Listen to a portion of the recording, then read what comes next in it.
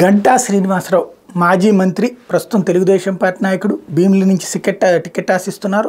ఆయనని చీపురుపల్లి వెళ్ళమని చెప్పి మరొక వైపున చంద్రబాబు చెప్తూ ఉన్నారు. ఆయనకి సంబంధించి గతంలోనే వచ్చినటువంటి ఇష్యూ ఇవాళ పీక్ స్టేజ్కి వెళ్ళింది. బ్యాంకుకి డబ్బులు ఎగవేత. ఆయన సొంత కంపెనీ ప్రత్యూష అయితే అది నాకు సంబంధం లేదంటారు. బట్ ఆ కంపెనీకి షూరిటీ ఇచ్చినటువంటి నేపథ్యంలో 350 కోట్ల రూపాయలు బ్యాంకుకి రుణం ఎగవేత కేసులో ఆయన షూరిటీగా ఇచ్చినటువంటి ఆస్తులు ఆయనది, ఆయన కుటుంబ సభ్యులది జప్తు చేయడానికి, అంటే అప్పు తీర్చకపోవడం వల్ల జప్తు చేయడానికి నోటీస్ ఇచ్చింది. ఇంతకుముందు పేపర్లలో వేశారు.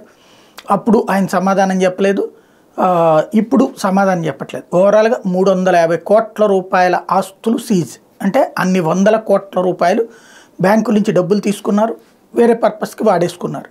అది ఏ పర్పస్ అంటే పొలిటికల్ పర్పస్సా లేకపోతే మరి దేనికన్నా వాడారా తెలియాలి. బట్ ఓవరాల్గా అయితే ఆస్తులు సీజ్ కదైతే ఇప్పుడు నడుస్తుంది.